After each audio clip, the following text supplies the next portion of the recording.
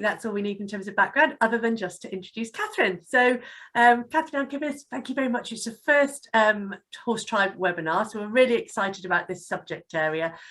So we're talking about getting your horse fit and so on.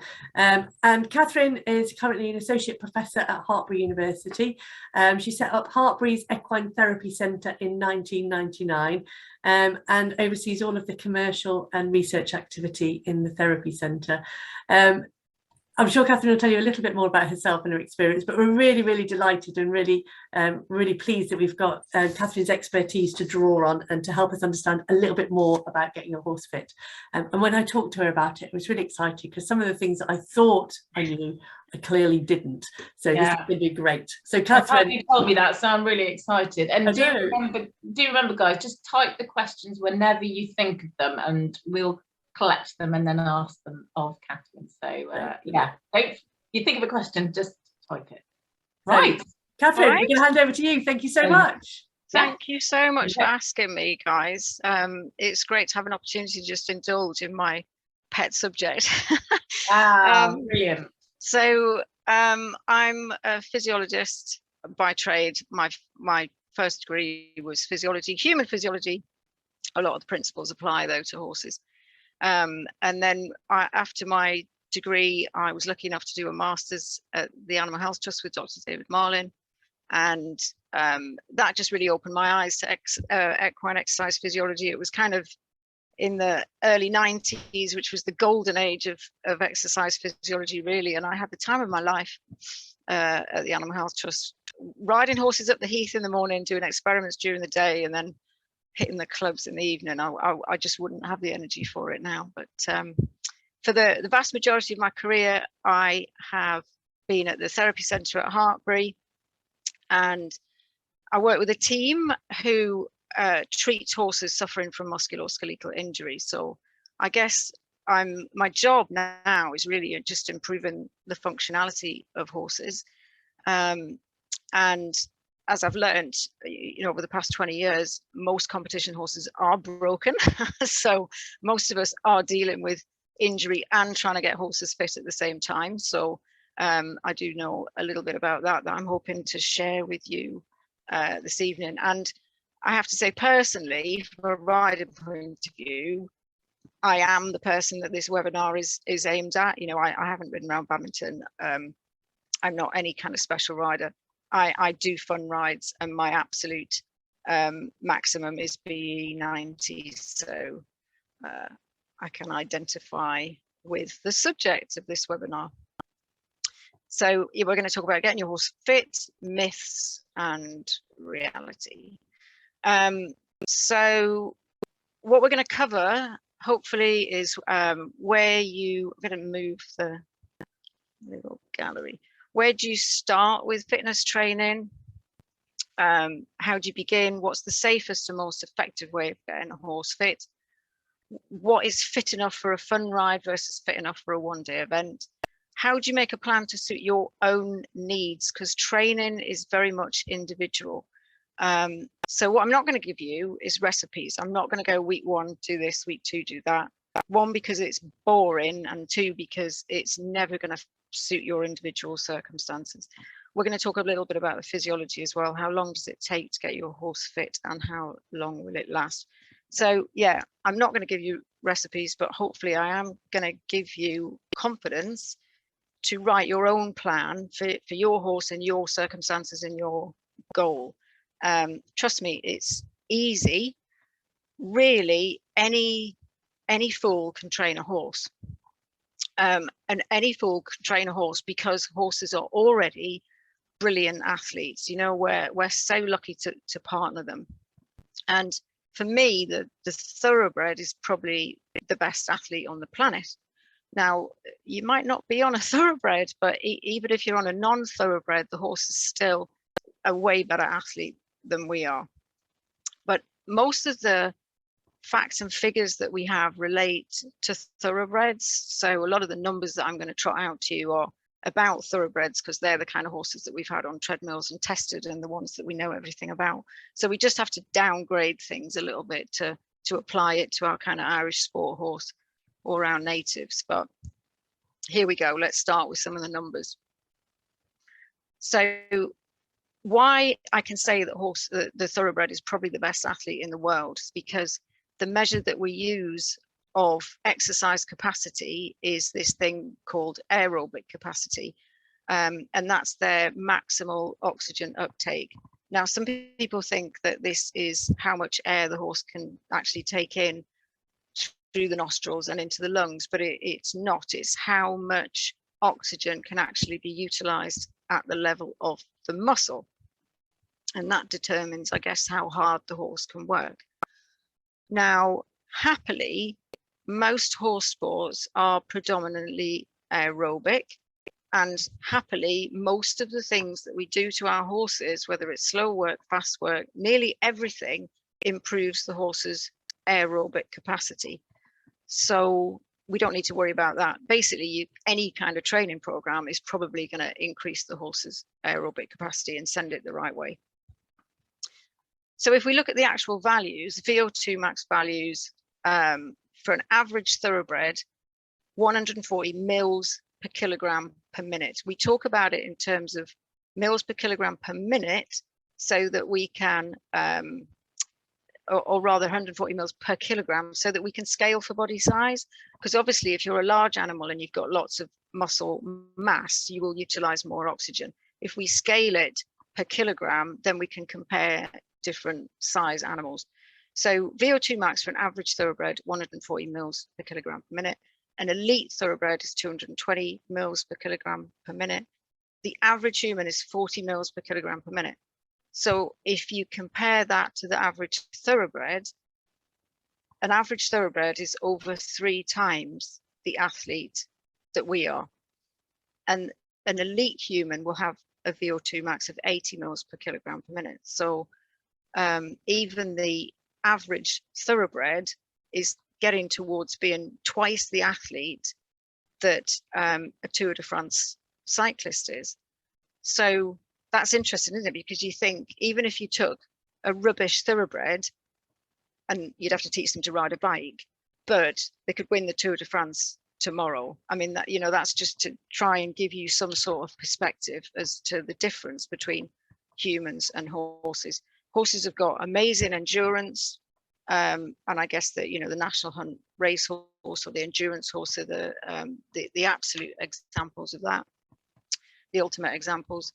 But they've also got great kind of power capacity as well, because they naturally have more skeletal mass than we do as a percentage of their body weight. So a thoroughbred might, you know, half its body weight is skeletal muscle mass compared with just 30 or 40% for us.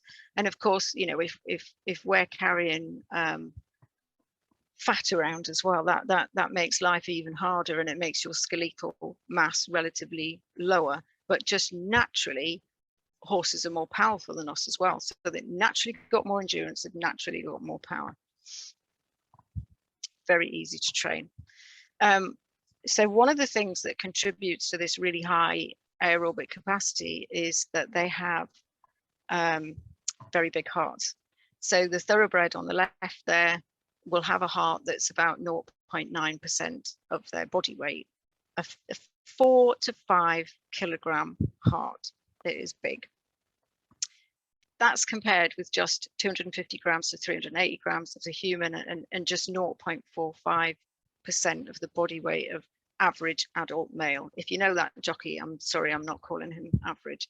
But and then a draft type, a sort of more cold-blooded type, might have a heart mass of 0.6%, 3 to 4 kilograms. So my point here is that I've told you about thoroughbreds. I've said thoroughbreds are amazing athletes, but even if your horse is a native or a more cold-blooded type, they are still better athletes than we are, and we can capitalize on that. Because I was thinking about calling this webinar fitting for the ordinary horse, and then I thought, no, that's not fair, because there's no such thing as an ordinary horse, really. They are all extraordinary athletes. Another factor about the horse's cardiovascular capacity that contributes to this really high aerobic capacity is that they've got a really a much bigger range over which they can increase their heart rate compared to us. So the jockey's got a resting heart rate of 60 beats per minute, and he'll have a maximum heart rate of 190 beats per minute. You might know that your maximum heart rate is 220 minus your age. So the older you get, the lower your maximum heart rate goes. And actually that is the same for horses. There's one study that's shown that that's similar. And then the horse has got a resting heart rate, and particularly a thoroughbred would have a resting heart rate of 30 beats per minute, and their maximum is 240 beats per minute. So they can increase their heart rate 8 times. Now, this is really unusual. This is what is so exciting about the horse, because usually the bigger the animal, the lower the resting heart rate. Now, the resting heart rate bit works, that is lower, but an animal that's so much bigger than us should not be capable of a maximum heart rate of 240 beats per minute. I mean, that's getting on for the heart rate of a gerbil. You know, it shouldn't be possible, but they can do it. So the fact that they can, you know, they've got a really powerful pump, because they've got a large cardiac mass, but that they can also fire it at this really high rate just puts them right out there as one of the best athletes in the world. Oh, sorry, I forgot to give you the squeamish alert, but this is just a picture of a nice big horse heart, so you can actually, you know, just get a sense of the scale of it, because they're my hands, and you know, that's the ventricular wall there that you can see, and also there you can see the valve just where my hand is. You can see that little kind of, it's a little parachute like structure, actually. That's the heart valve, and then we've got the chordae tendineae there that attach to the very, very strong ventricular muscle walls. And this is, you know, as we train horses, that the thickness of that ventricular wall can increase, and actually the whole size of the heart increases. So the volume of the internal chambers increases as well, but the valves don't change. So some of the problems that we see with those, you know, really fantastic national hunt athletes is that as we train them over the course of their life, their heart increases in size and performance, but the valves don't change. So we start getting leaky valves, and that's actually quite normal sometimes for really, really highly trained athletes. One of the things I wanted to say here, though, is just another kind of one of the little facts that fascinates me, and I just think it's incredible. Try and picture it. If you've got a horse that is galloping maximally and it's got a heart rate of 240 beats per minute, that means that 4 times a second you're having to send an electrical impulse across the cardiac action potential, across that cardiac mass, and produce a kind of ordered cardiac contraction 4 times a second. And it, you know, it's got to get across 4 to 5 kilos. It's quite incredible that happens flawlessly most of the time. One of the other things that contributes to the aerobic capacity of an athlete is their gas exchange surface area. There's no point in having a fantastic pump that can pump loads and loads of blood around the body if you cannot pick up oxygen quick enough at the gas exchange surface, if you can't collect the oxygen quickly enough from the lungs and then deliver it around the body. And you might remember this from school, but if you were to take all the alveoli in the lung and roll them all out, you would get a gas exchange surface area of 85 square meters, or half a tennis court for a person. And I mean, that seems pretty decent, but again, this is one of the numbers that just blows me away all the time. In fact, every time I tell somebody about this, I have to just check, I do a bit of a fact check and think, oh, I haven't got this wrong, have I? But if you did the same for the horse, you would have a gas exchange surface area of 2,500 square meters, and that's equivalent to a 50 by 50 meter arena, you know, an arena that's big enough to jump in. that's the size of the horse's gas exchange surface area. So every breath that comes in isn't exactly fighting for space. The bigger the surface area, the faster the oxygen diffuses from the lung into the blood. That is absolutely not a problem for the horse. The lungs are not a limiting factor. That's what I'm trying to say. All they've got to do is try and perform at the same rate as the heart, and then we can deliver oxygen to the muscle. So the only way that we could compromise the lung is by not looking after it, is by having the horse in a dusty environment, by bedding them on straw, by feeding them dusty hay, by not giving them enough ventilation, and by ignoring any kind of coughs and sneezes. So our job really is just to keep the lungs healthy. We don't train them. And this is one of the myths that I think needs busting. Because horses blow less hard at the top of the gallops when they're fit, people think, oh, well, I've trained the lungs. You haven't, and we're going to find out later what you have done. But we don't believe that you can actually do that much to the respiratory system by way of training. That gas exchange surface area as well is also the same thickness as ours. So it's about, on a body weight basis, a horse would have about 3 times the surface area that we have, but the same thickness, and that does make it vulnerable. And that's why we see, that's why in race horses you get exercise-induced pulmonary hemorrhage, because it's a very big, relatively fragile lung surface. I think this is where Heidi might take over. All right, just getting it for you. Oh, I've started mine. I should stop then, shouldn't I? There we go. Can everybody see that one now? Hopefully you can. I just wanted to use this little video. It's a real fun little video. Little Frisian foals frolicking in the paddock for the first time. But I just wanted to make the point that no horse is untrained. I mean, I used to kind of think that maybe there was, when you go on a fitness program, I think this is what most people think, that, oh, I'll start a fitness program, and at the start of the fitness program, my horse is 0% fit. And then when I get to the end of the fitness program, he's 100% fit. And it just doesn't work like that. Every horse has a training history, and it starts as soon as they're born, and it starts as soon as they begin moving. And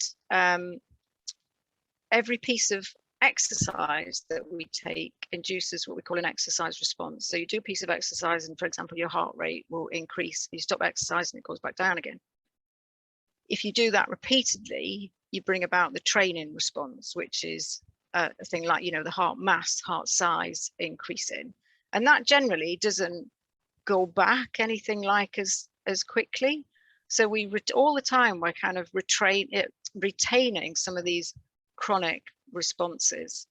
So training is for life, not just for your fun ride. And you're never starting off with something that's completely unfit. I mean, just look at that foal there. I don't know what point you're at in the video when you're watching, but you know how they do that thing there where they spread their legs to graze, and you know that there's some horses will have a laterality, so they might have a preference, and that's going to affect the way, that's going to affect their hoof shape. It might affect the way that skeleton develops.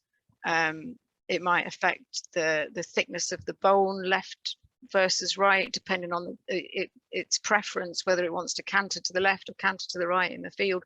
All of these things, whether it was turned out on a hill, how much space it's got, how much company it had when it was growing up, all of these kind of things are going to affect it and affect your kind of training history and your training credentials.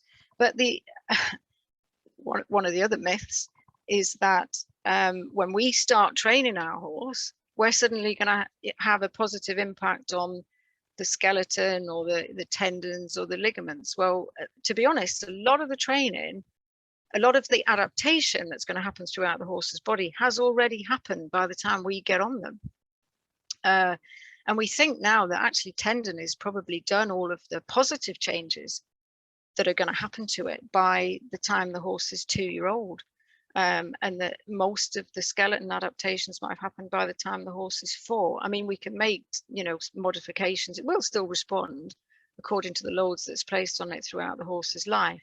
But the exercise that the horse, I think we're learning more and more about this all the time, that the exercise that the horse undertakes when it's young is so important and really lays down the foundation for the rest of its life. So if anyone who's watching who's got an ex-racehorse, if they've managed to get through training and maybe even racing without major injury, you've got a fantastic raw material, because they've had actually some of the best starts that a horse could have. I think we're going to go to we're back to the next slide. Oh, I have to share again. I'm not. If you could share that. Yep. Get back on it. I'll get it to the right point because it has gone back again. Okay. So, do we need to harden the legs? Well, because this is what we're told, isn't it? And this is why people believe that road work is so important.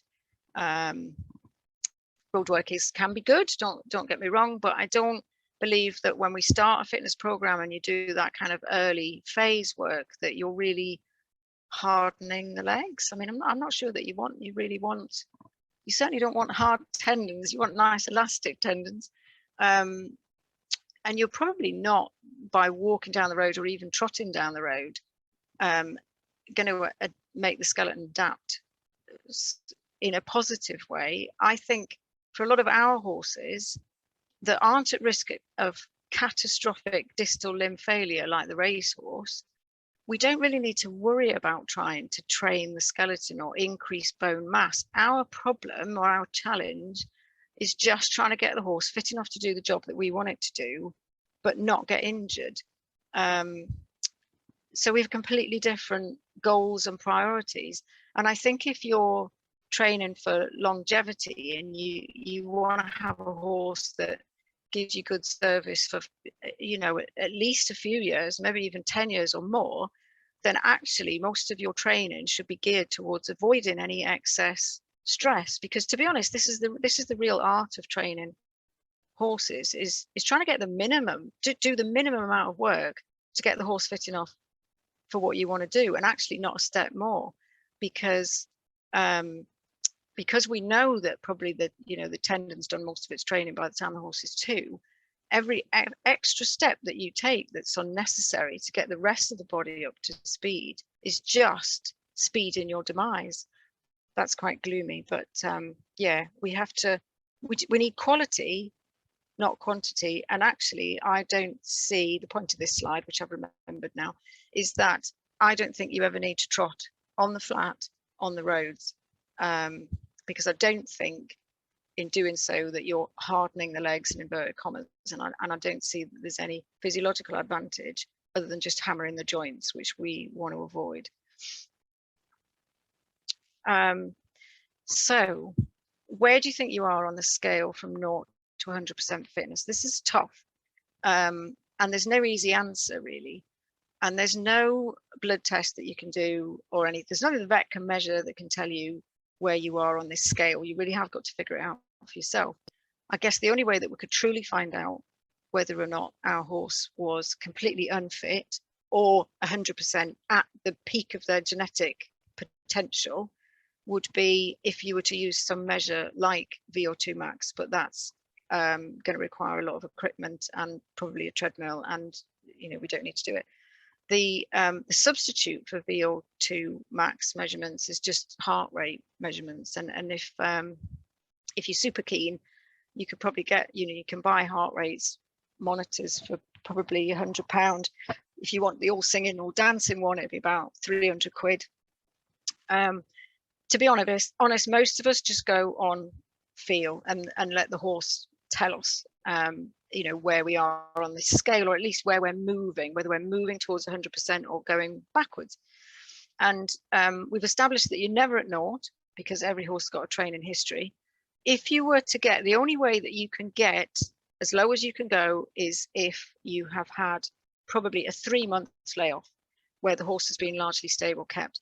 And this is because this is what researchers do when they're carrying out studies where they're testing the effects of different training regimes. The way that they get all the horses to a level at the start to begin would be to restrict their exercise for 3 months. And then we know that probably all of the muscle adaptations were probably reversed in that time scale. So unless your horse has been cooped up in a box for 3 months and hand walking and hardly doing anything else, then you're probably, you know, towards the top, the top end of the scale.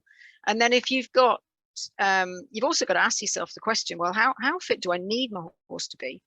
Because if you've got a thoroughbred who has naturally this, you know, this fantastic raw talent and ability, they can give you a perfectly acceptable performance, but be less fit. Whereas if you've got a native, I've got a Welsh cob, and I'm probably, I would have to go probably further. If I want to do a BE 90, I'm probably have to go further down this scale, and I'd be much closer to the horse's kind of physiological maximum. Yeah, I think that was all I wanted to say on that one. The more turnout, the better. I mean, provided the horse isn't on really rich grazing and is just stuffing their face the whole time that they're out. If you can manage the calories, we know turnout is fantastic. Give the horse the opportunity to train themselves. I believe it has such a protective effect against many types of injury, illness even. And there was this bit of work produced a few years ago that said that horses maintained in 100-acre, aren't they lucky? It was in Virginia in the States. Horses maintained in 100-acre pasture, hilly pasture, 24/7, maintained higher levels of fitness over 14 weeks than horses largely stable kept with 1 to 2 hours ridden exercise 5 times a week. So, you know, given a big enough space, a horse could keep itself fit to the same level as us, keeping it in a stable and riding 5 times a week for 1 to 2 hours. You could also, we also kind of know that the bigger the space, the more the horse is likely to exercise itself. And I mean, they could move around, they could do 10 kilometers in a day on their own. So far easier to give the horse the opportunity to exercise himself than to put them in a stable, control everything, and have to kind of manufacture it ourselves. There's some work that I just saw today, actually, that I've just seen the abstract, but it's about to come out, so I'm quite keen to read the full paper. But they've I didn't put it on the slide because I haven't been able to read the full paper, but it suggests that there's an inverse relationship between the risk of tendon injury and turnout duration in older horses. They compared 2 groups of horses, those that were turned out for less than 12 hours and those that were turned out for more than 12 hours, and there's a lower incidence of tendon injury in those that had more turnout. So yeah, I guess to start your program, and we're not quite there yet, you've got to assess your current status, and as I've already said, you know, the type's going to affect that. So are you dealing with a thoroughbred or something that's got a bit of thoroughbred in it, or are you dealing with a native? Experience is really important as well. I don't know if you recognize that chap in the middle, but he's got quite a lot of dressage experience. Probably doesn't need a lot of training to get to his peak. But the first time you take a horse to a new level of exercise or physical challenge, that's when you're at your greatest risk of injury. And we know this for race horses, and we know it for eventers as well. I mean, there's scientific evidence that shows this, but so that it's the spikes, really, you know, when you're trying to move up the scale from 0 to 100, you going to the right and you're doing it rapidly, that's when you're at real risk of injury. So if your horse has not done like the BE 90 or 100 or whatever it is you're doing, if it's the first time it's doing it, it's a heck of a step up in kind of skill challenge as well as just physiological challenge. And so you've got to take more time over it. If you're coming back from injury as well, that's when you're going to have to probably add a little bit more time and be a bit more cautious. And maybe that might even influence the kind of stuff that you do. And that's really for, you know, a conversation with your vet and your physio. And I must remember this. I'll say it now in case I forget. You really must use your team. And if you find yourself in that position where you've got something that you're trying to rehab, maybe you're kind of signed off, you know, you maybe don't have any more scans as such or anything, but you want some help, use people, use your physio, make your physio talk to your vet, tell your farrier what's going on, just make them work for you, you pay them, get them talking to each other and helping you, share your goals with them, and you might just get some really useful information.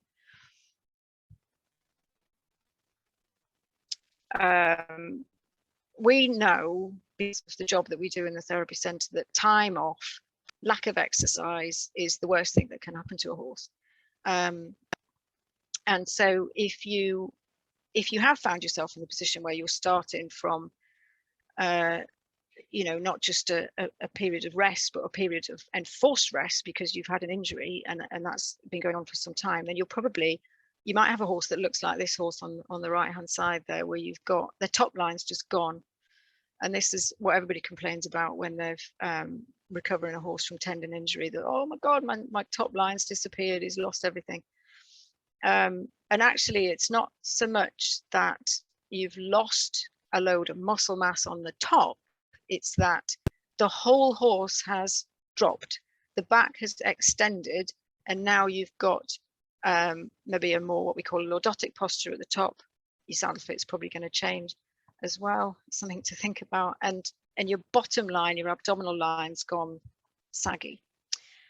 So actually what needs to happen to correct this is that you've got to tighten the bottom line. You need to strengthen the abs to lift the top, and suddenly you'll go, oh, his top line's back, his top line musculature's back. It's not so much actually about what's happened to the top, it's probably more about what you've done at the bottom that changes that profile and then gives you that much more pleasing kind of rounder shape. And so the muscles that we're looking at there, if we want to try and elevate the thorax, sort of bring the horse up to us, is rectus abdominis, oblique abdominals, that kind of abdominal tunic. And we know that if you've been stuck in walk for ages, they go slack because the abdominal muscles are much less active in walk than they are in trot or canter. And the reason for that is because their job is to stop the horse's abdominal contents going through the floor when you land after suspension. Walk has no suspension, so the abs don't have a job to do. As soon as you've got a moment of suspension and the center of mass of the horse has got significant kind of vertical displacement, then the abs switch on. So you don't need to panic. As soon as you get into trot and canter, your top line's going to come back because your abs will start to switch on again. But you have to do some kind of risk assessment, I guess, when you're starting your program, because if you've had the horse a while, you're familiar with what they look like. If you think that they've kind of dropped into this extended posture, you might want to think about actually doing some additional work before you even start riding, because the addition of our body weight is just going to add to that extension, and you're adding to the load that the abdominals have got to try and counteract. Obviously, the lighter you are, the less challenge. But we see this so often that you get horses that have been off for a tendon injury or suspensory or something like that. Maybe they're, a bit sharp to ride. The rider gets on as soon as they're able to carry out a proper exercise program. People get back on them because they think, oh, well, that's the safest thing to do. I'll just start riding down the road. But if you haven't done some trot work at least, or you haven't done some kind of core strengthening, and you just put weight on the top of an extended animal in the first place, you're a candidate for overriding dorsal spinous processes, because if you've got an extended top line, then those processes are going to impinge. So you want to try and avoid that if we can. In an ideal world, we would strengthen the horses. We'd all strengthen the horse's core before we ever got on them. But it's challenging. I appreciate that. But I think if you're in any of these situations, then you really should think about whether you actually want to do a progressive program of non-ridden work before you even get on. And I think that counts if you're coming back from injury or you've had a really long layoff. If the horse has a tendency to be upside down anyway, you should probably think about doing some additional strengthening before you get on. Or if you've got a high body condition score, because if you've got a load of fat that the horse has got to carry, not just its abdominal contents, but you've also got, all this extra weight that's kind of dragging down on that top line and sending them into extension, then you should really get rid of the fat before you think about adding your weight to the situation. That picture's from a Guy Robinson clinic, and that's me with my pony. Actually, really good fun. We actually have sort of consulted him on exercises to do with the horses that we have in the therapy centre, and we use a lot of we call them cowboy exercises. We've got lots of cowboy exercises that we use, but it's a brilliant way of improving the horse's coordination, his proprioception, his balance. It's a great way of getting to know each other again. You find out whether your horse bends better to the left or to the right, whether they're happy to step across with the left hind but not the right, all this kind of stuff, whether they've got restrictions in the neck. And also it makes them just better people to handle if you do all this kind of groundwork, and it entertains the brain as well, which is always a nice thing. I don't know if you've seen this before, but that's just a maze of poles. There's only 6 poles that you need to put out there, and the idea is to get a horse to step through it by just tapping or even indicating which foot you want to move. But all of that kind of stuff where you're improving the horse's coordination and balance before you embark on the real thing is a good thing to do. And actually, just do it throughout your program. I don't do enough of it. Note to self, I'm going to start next week, I think, and do a little bit more. I should practice what I preach. But it really can have a significant impact when you get in the saddle. If you've got excess fat that you need to remove, this is back to one of my myths. I've heard a lot of people say that, you can't get rid of fat, you can't get the weight off until the horse is really galloping. It needs to gallop, it needs to sweat. That would be, it would work if the horse survived it. You burn a lot of calories. So, but the horse, it's not fair that you're likely to get injury. The best way to get fat off, this applies to us and the horse, is just walk, because you burn fat. The slower you go, the more likely you are to actually burn fat or use fat as a fuel rather than carbohydrate. It's boring, takes a long time, but we love long lining. I always think it's better for horses to go in straight lines before they start circling, because circling is really quite challenging for the back, the coordination of the back muscles, the pelvic muscles. You're introducing an asymmetric load. We're trying to get the horse round and flexed, and actually we should prioritize that, and our better opportunity to do that is going in a straight line. It's really hard for the horse to bend and flex at the same time. It's more challenging anyway. So we like long lining. Put them on. I have no problem with a walker at all. I think some people think they're the devil's work, but I think I'd rather have a horse on a walker than stood in a box, put it that way. We did a study, an undergraduate study, where we put these trackers, GPS trackers, on horses, and we compared being on the walker for 20 minutes to being in a paddock for an hour, and we got it was equivalent, absolutely equivalent exercise. There was no significant difference between 20 minutes on the walker and an hour in the paddock. And horses did, they both traveled about half a mile, I think, in that time. The only difference was the horses in the paddock actually used all 3 gaits. So they you know, there was little bursts. They probably have a little burst of trot or canter when they first get out there. But I thought that was quite nice because it just gives you a bit of an idea as to what the equivalent is. If you're lucky enough to have access to a treadmill, treadmills are brilliant. That horse is going too fast, by the way. I don't like, I actually made that video to show what too fast looks like, but you know, I'd back off a little bit, but you don't want to be dawdling along either. That would be pointless. But firm surfaces are actually quite good when horses are unfit and starting work. It's a lot easier for the back end to push off a firm surface than a soft surface. Again, if we're trying to protect against injury, then make life as easy as possible for the horse, and that would be give it a firm surface to push from.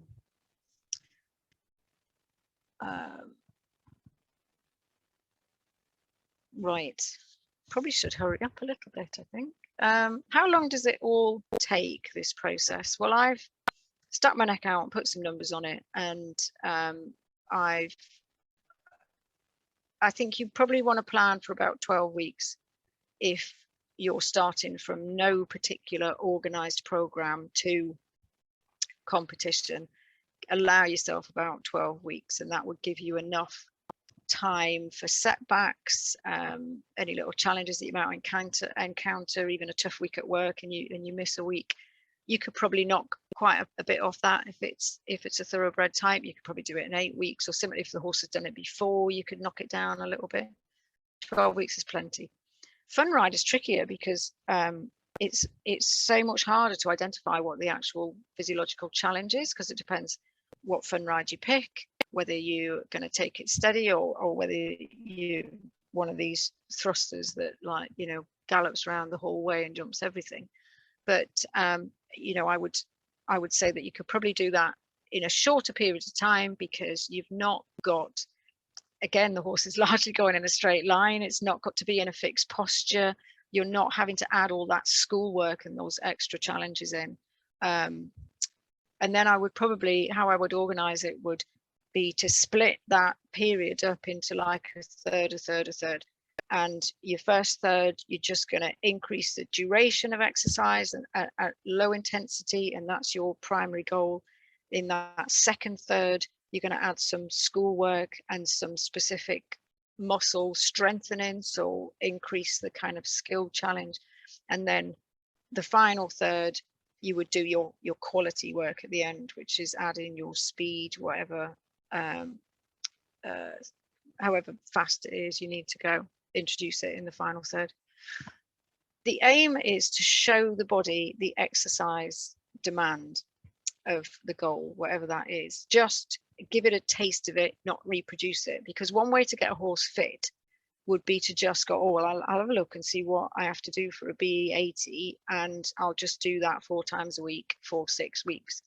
It would work, but again, coming back to this thing, we want to do the bare minimum to get the horse prepared for the job so that we decrease the risk of injury. The way that we normally do it is by just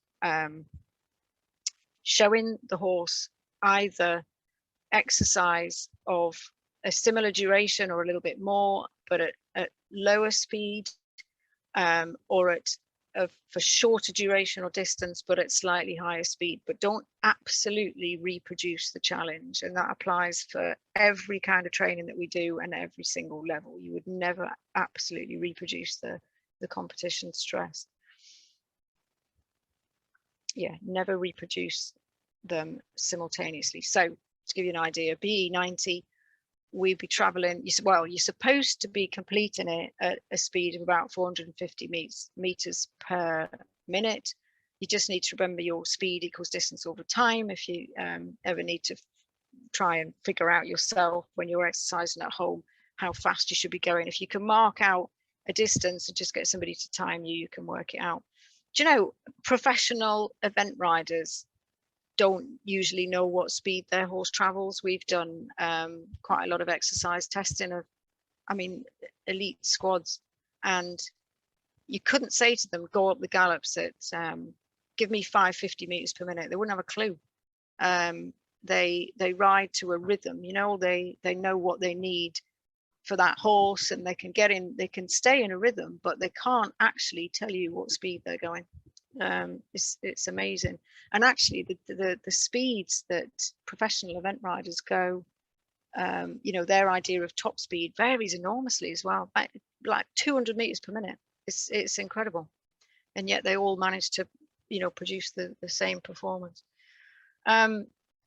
So your distance would be about 1 mile to 1.5 miles and 18 to 23 jumping efforts. So you're going to have to be cantering for somewhere between 4 to 7 minutes and at 450 meters per minute. So you could do a couple of minutes at 550, and you could do some days where you did 8 or 9 minutes of cantering, but you did it at 350 meters per minute, and that'll be probably your bobbliest show jumping canter that you can possibly get. But when you're trying to think, okay, I've got to do 1.5 miles, you don't even have to do it continuously. Within one session, you can just do a total of like 9 minutes of cantering if that's what you want to do, and it will have the same training effect as if you did it continuously, maybe even better.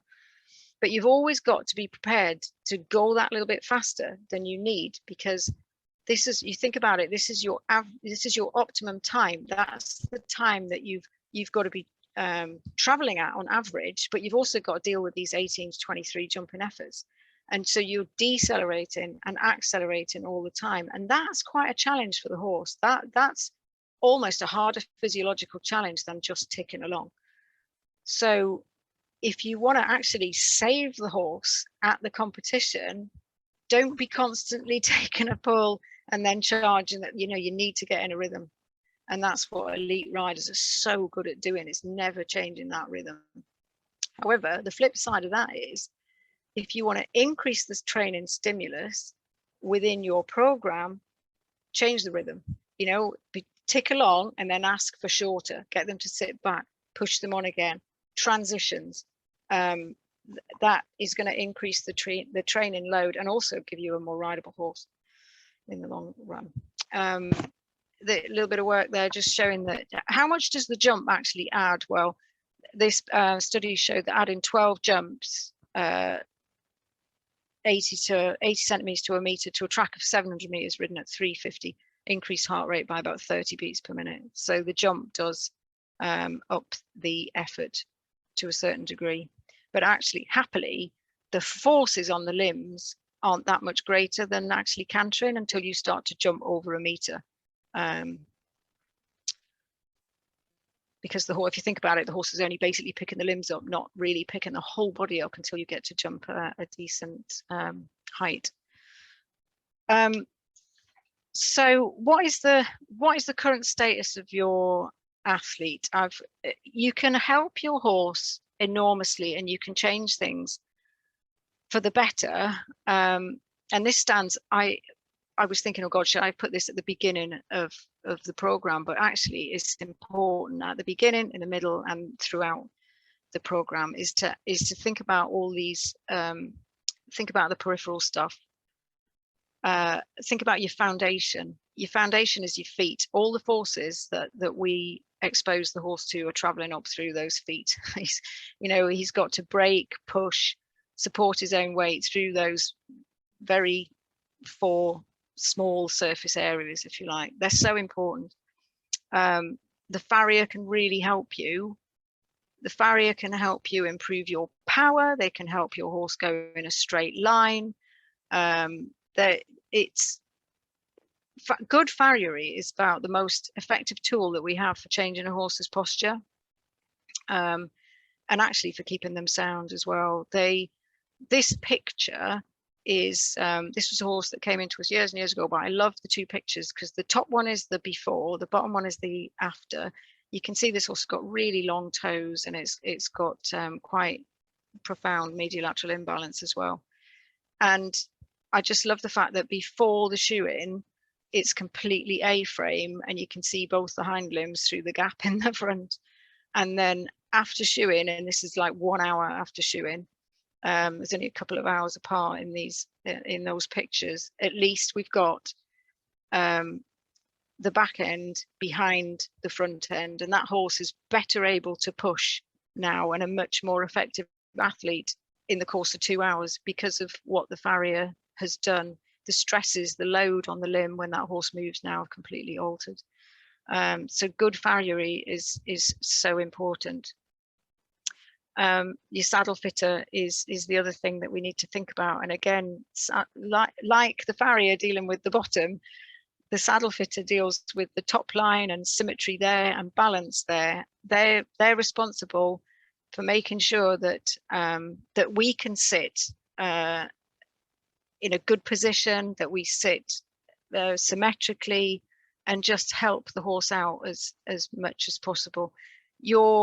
The back profile can change within a couple of months, and it's going to change throughout this program as you go from maybe a horse that's in soft condition, to tightening its abs, then its thorax lifts, so that back profile changes. Then you go to a competition, you lose a bit of weight. You've got to be booking in your saddle fitter in advance of when you need them. How will I know it's working? Well, the horse's ability to utilize oxygen for muscle contraction, so that VO2 max can increase by 20% in just 7 weeks. So you shouldn't start to notice things really quite quickly if you're going the right way. And the way that we normally, unless you're using a heart rate monitor, the way that we would normally be able to tell that the horse is improving its fitness is we have to use respiratory rate, how much it's blowing. But like I said at the beginning, we're not training the lungs, but at the end of a fitting program, our horse will have greater ventilatory efficiency. And this means that they've actually had to bring in less air in order to extract enough oxygen to do the job. So the reason that the horse blows less at the top of the gallops is because we've trained the heart, we've trained the muscle, they're more efficient, we can extract more oxygen, and actually doesn't need to breathe as hard. So we haven't trained the lungs, but that doesn't mean that we still can't use respiratory rate and the level of noise and how long it takes to get back to normal as a kind of measure of how the horse is progressing. If you have a heart rate monitor, you could either measure the heart rate as you go in if you've got a heart rate monitor that does that, or you can just measure the heart rate, pull up, measure the heart rate at the end of the gallop. What I wouldn't advise is jumping off and trying to measure the pulse, because you just, one, it's hopeless, and two, you shouldn't be pulling a horse up quickly anyway. So hills, obviously going up a hill makes the horse work harder. I would let the horse slow up a gradient. Don't try and force them to work at the same speed up the incline. You don't want to have a horse move up a hill in a poor posture, and if you force them and hurry them up a hill, that's what's going to happen. You're almost better off getting them in a frame, getting them in a shape, and making them sit on the hind limbs and push up the hill, and that would apply whether you're in trot or canter. When you go up a hill, the hind limb naturally retracts more, goes out further behind the body, because that's how the muscles need to work. They've got your hip extensors will contract in order to push the body forward. So it's got to come out behind the horse. But what you don't want to do is have a horse that kind of works with its hind limbs out behind it, go even more into extension up an incline. So you want to still try and keep them under themselves as you go up a hill, because they're naturally going to have the hind limbs more out behind them anyway. Trotting on an incline of 6% increases heart rate from 105 to 147 beats per minute. So you can get, in other words, you can get cantering heart rates at trotting speeds by using a hill.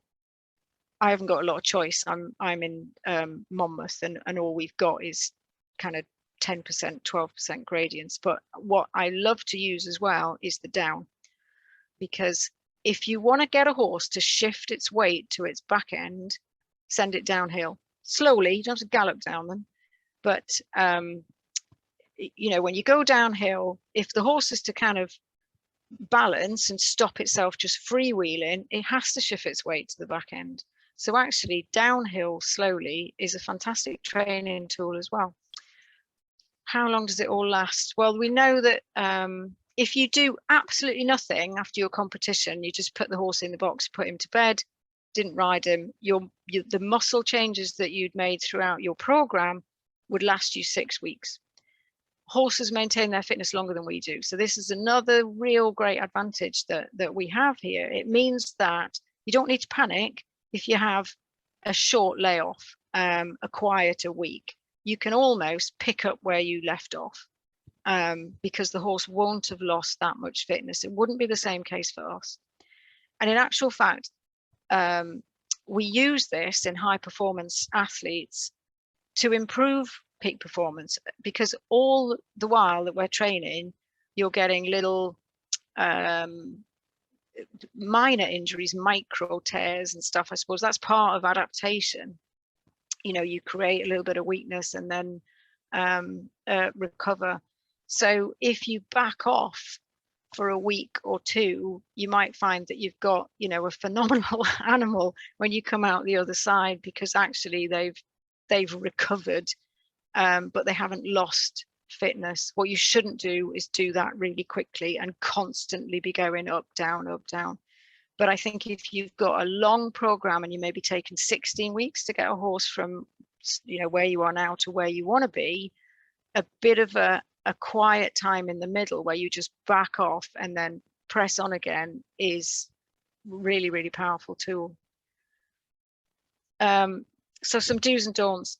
Don't ignore lameness. Prioritize don't prioritize soundness over fitness. That's not what I wanted to say. Don't ignore lameness. You should prioritize soundness over fitness. When we're dealing with elites and we're maybe trying to get them to a competition, but we've also got an injury, I would never compromise the injury for the fitness, because I think you want the most functional animal to take to the competition, and that's always got to be soundness first. Use your professionals. Try and get them to talk to each other if you can. It's really, really helpful. Avoid rubbish surfaces like the plague. If you're on a DIY yard and it doesn't get harrowed every day, you use it sparingly or rake it yourself, do something, but don't ride on poor surfaces. And change your plans if the ground is concrete. You know, there'll always be another competition, but you won't have you're not going to get another set of coffin joints or suspensories. So, you know, just wait and go another day. Keep a diary. And I encourage all the elites to do this as well, because if one time you get it right, you're like, oh, that was perfect. That was exactly how I needed him. How are you going to reproduce it if you didn't know what you did? And trust your feel. You know your horse. You've got to listen to what the horse is telling you. And you know, we all want that feeling, don't we, where the horse feels amazing and it can just do everything and it's really fun for them. It's a great feeling. If it backs off, if it starts to go the wrong way, do something about it, investigate it, trust your feel. Whatever you do, however you do it, enjoy. I think now we go to questions. I've got to stop sharing now, haven't I? Yeah, that's great. So we see more of you.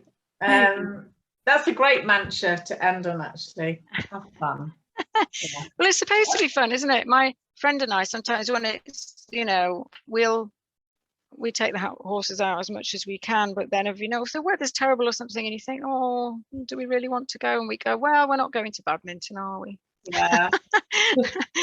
It's supposed to be fun. Oh, that was brilliant. I'm just so fascinated by that whole webinar, that whole load of content. It's brilliant. So thank you, Kathryn. We've got some questions coming, so I'm sure we've got some questions of our own, so we'll start. First of all, Vanessa. Vanessa's asked, is sweating an indicator of fitness, i.e. heavy sweating means not very fit? Great question. Well, yes and no.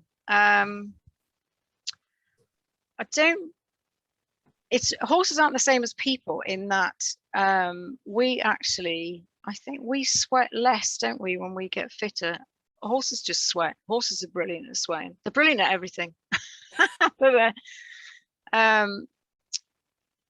the horse will get, because it'll be more efficient, it would not get hot so quickly, so you would see less sweat as you fit in. You shouldn't see, sorry, what was the question again? What was the exact word? Is heavy sweating an indicator of fitness? So No. does a heavy sweating horse mean it's not very fit? Oh, if it's a heavy sweating horse, does it mean it's not very fit?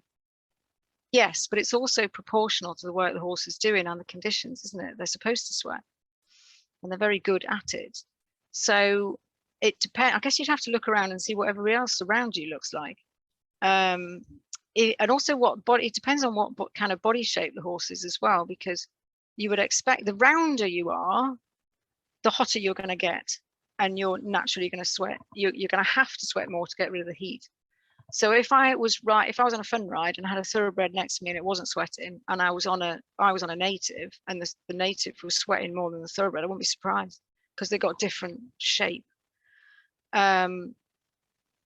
But I wouldn't worry about sweating. I certainly wouldn't. If I had a horse that was absolutely lathered, I would ask myself, have I done too much? But also, is it just hot? Because if it's a hot day, it's appropriate for the horse to sweat that much. So I wouldn't worry too much about it. Situational. Yeah. I had a horse on fun rides, and she'd get herself into a real lather, but it was more about excitement and. Well, that's it, isn't it? I suppose, like if it's not proportional to the work, then that tells you that it's just adrenaline, isn't it? And I wouldn't worry too much about it. However, what is really interesting is that, I mean, that white sweat, you can see it, can't you? So it's pretty obvious that the horse has got hot. But whenever we do experiments with the students, we do exercise tests, and I like weighing the horses before the test and weighing them afterwards, because we'll weigh the horses, and so say they weigh 500 before the test, and then we'll canter them for maybe just 4 or 5 minutes on the treadmill, put them back on the weigh bridge, and they can lose 7 kilograms. Wow. So that means 7 liters has just disappeared. Yeah. And we've not seen it. You've not seen any sweat on the horse at all, because it's evaporated, and that's effective sweating because it's cooling the horse down. But yeah, the students are always amazed when they see how much they can lose, because I think that what that tells me is that even in the winter, you need to be making sure that you're providing enough electrolytes, that that you've got a balanced diet, because the horse will be sweating and you can't see it. Yeah. Don't be, a thing that started happening recently that I started to see is people riding. I think we're soft these days, aren't we? We ride horses in rugs when they don't need it. The horses, they produce a lot of heat, and we need to err on the side of helping them lose that heat, not worrying about them being cold. Before we lose just that point that you made about electrolytes, is there some guidance on just giving plain old salts or electrolytes? What guidance would you give on? I think I would honestly, I would probably have to consult a nutritionist. We've got an independent nutritionist, and I think because everybody's circumstances are different. I mean, you can give them free access, can't you? A salt lick is probably one of the safest ways to do it. If you're feeding a balanced diet and you're not just making up straights yourself, then you're probably going to be there. But I would say for a balanced diet is probably going to cover it, and a salt lick for most of our horses. But make sure that I think what I'm saying is, whatever level of exercise you're doing, the horse does need a balanced diet in order to support exercise. Yeah, thank you. I had one from one of our regulars, Claire. I'm slowly rehabbing my horse with kissing spine. He still doesn't want to canter, so I do lots of hill hacking in walk.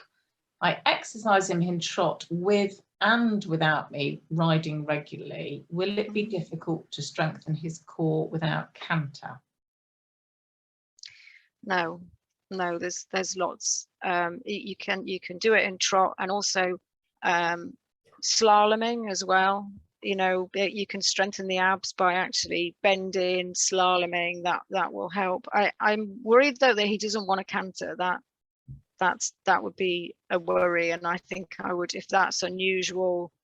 I mean, sometimes when horses have had back pain, they are a little bit reluctant, but in our experience in the centre, it's very, very short-lived. And so I wouldn't believe anybody who tells you that it's got memory of the pain. You know, horses are very quick to forgive, and as soon as the discomfort is gone, they go back to normal. They're just ears forward. Great, thank you very much. I don't believe that they kind of remember pain or have that kind of behavioural response. So that's, I would yeah, probably investigate that. Okay. Make sure that there's not another reason. Yeah. Fantastic, thank you. Another question here from Lucinda. It's a little bit late coming in, no worries at all, Lucinda. She says, looking at fitting for polo cross, they typically have 6-minute chukkers with a 6-minute rest in between, 3 times, depending on the grade you're looking at, different intensities, but would be interested to hear your take on this. Oh, that is an interesting one. And can I ask, starting from scratch or experienced? Lucinda, I can let you talk if you'd like to answer your question live. There you go. Oh, yeah, she's raised her hand. Come on in. Yeah, I'm happy to answer. Yeah, of course. Sorry, what was you asking? Starting from scratch, I think, or is there some fitness and experience? There's some fitness and experience. I've got several horses in several different levels now, from ponies up to horses, that you know, have all got different fitness levels. Some are returning from injury, some aren't. So it's just it'd be really nice to get some specific. Because it's a discipline where you're on the pitch for 6 minutes, then you're off 6 minutes, then you're back on. I mean, sometimes obviously it can run on a little bit. It's quite and depending on the grade, it can be really intense. So fitting specifically for that would be really interesting, because a lot of the fitting information out there is often focused on slightly bigger sports, you know, eventing or dressage or show jumping or something. So it'd be Can really I ask you what you do currently? Do you canter? Do you do continuous slow canters? That's what I have been doing, but I'm relatively new to the sport, really. So hence why I'm asking. And I come from an eventing background. So yeah, that's been my approach so far, is building it up to doing 5 minutes worth of probably harder work than what we do on the pitch, I suppose. But now my children are moving on to a faster game, bigger horses. I'm starting to think about how I fit in them a lot more, you know, because it's a faster game. Yeah, this is one of the things where your challenge is you really don't want to reproduce the competition stress, because there's such high risk of injury, isn't there? Yeah, massive. I mean, it's a super challenging sport anyway, isn't it, for the horse? So I would say, I mean, I used to have a horse on a polo yard, and you know, that's exactly what everybody did. You know, they came out and they obviously unloaded a lot of them, because you're riding one and you're leading 20 million, aren't you? And just ticking along in canter. I have to say, they I don't know what you do with yours, but the polo ponies were actually brilliantly managed. They lived out 24/7. They had a fantastic life. I thought, God, if I came back as a horse, I wouldn't mind being a polo pony, actually, because you know, it's fantastic quality of life. I think polo cross is probably slightly different in the fact that there's maybe not such a commercial aspect to it. So there's a lot more amateur sport in some respects.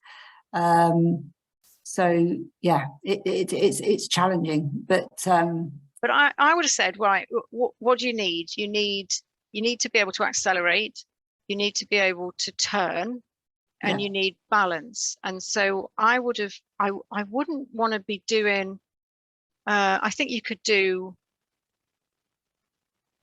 changes of speed. So if you're I'm just thinking there, I wouldn't go blast from 0 to full tilt because of the pressure that you're putting on the hindlimbs. But I think I would do those quick changes, you know, so getting the horse to change its balance and doing that I would do that within the canter. And you could maybe do it even slower than you would aim to go in the competition, but go on, off, and for varied intervals. So the horse never quite knows when the balance is going to change. And then I think a lot of the how do I build in the balance coordination, the ability to turn, I think that would be a lot of your groundwork, actually, you know, and going right back. So in other words, I think I would try and do that, but reproduce it at much lower speed, so that I've got the most nimble animal that I could possibly get, but do it as slowly as I possibly could. And then I think I would probably go for, you know, when you're doing your continuous cantering, I would see if you can actually, you know, like go for 10, come back for 10 or something like that, and then shorten the intervals of that. I think that was probably perfect. That's all you can do to reproduce the stress without overloading. And it depends how much you're playing as well, or how much you're practicing, because like if you're, it's like footballers, isn't it, a bit really, that, you know, if you've got somebody who's training twice a week and then playing at a weekend, you don't need to do anything else. Because I don't know how much you train, but it's a bit like show jumping as well, isn't it, where you don't, your skill training is almost all the fitness that you need to a certain extent, and you don't actually need to do that much more. But no, that's interesting. Thanks for that question. That's quite challenging. I do often read about show jumpers that say that they don't jump their horses in between competitions because there's only so many. There's only so many jumps. Yeah, so many turns with polo-cross. But I think I mean I've been doing lots of walk work, hill work, road work, just lots of hill work with them in between, to be honest. So that's fine. Downhills would be fantastic for you, because that's shifting the balance, isn't it, and doing transitions on the down. But look after your front feet. I mean, only on you have to choose your surface carefully. We did an experiment years ago where we changed. We looked at the kinematics of walk and trot downhill. I was worried about it, and I took advice from somebody at the Royal Veterinary College before we even did it. Contemplated doing it because I thought, oh God, will I make all the horses lame? And we didn't. And when we trained them, we got them used to going downhill on the treadmill, and we used students' horses for a lot of our studies. We need nice sound horses to do our studies, and we borrow them from the students. And we'd after we trained the horses to do the study and then did the study, the student had jumped a horse at the weekend, and she came back and said, "What the hell did you do to my horse?" I said, "Well, what do you mean? What's the matter?" She said it was the best it's ever gone. It sat, you know, she said it could really sit. And all that we'd done differently was we'd done this bit of downhill training, and then I was lucky enough to sit next to Chris Bartle at some do, and he got grilled all night about fitting in, and he said he does exactly the same thing, you know, with the elites when he's training. He said, I do dressage on the hill, you know, get them doing transitions and going across the slope and down the slope, and you know, working against gravity is you know, is still quite hard. That's interesting. Thank you very much. Thank you. Thanks, Lucinda. Really brilliant question. And Kathryn, was that water treadmill or a dry treadmill that you did that recently? Oh, that was the dry one. We went downhill. No, we don't. And we don't go uphill in water. There isn't a downhill option in water then? No, there's too much stress. Yeah, you do need to do it on the dry. Yeah, okay.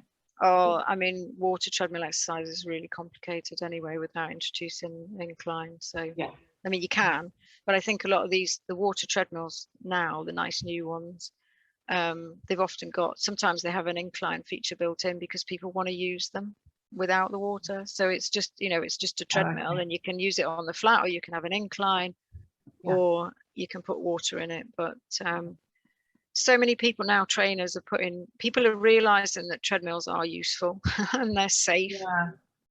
Because I guess what the treadmill does, it's the road work that we now can't do, isn't it? Yeah. You know, you used to go down the road, straight line, firm surface, and you could do it for an hour and a half, whereas it's not safe these days, is it? So yeah, in some places it's really interesting because I've often thought about the downhill as being kind of the way you get to go uphill.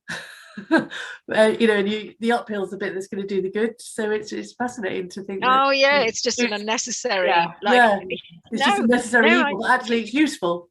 Yeah. Use it. Brilliant. I've seen it actually with rehabbing my horse, because he went from being very unbalanced and four-beat, and not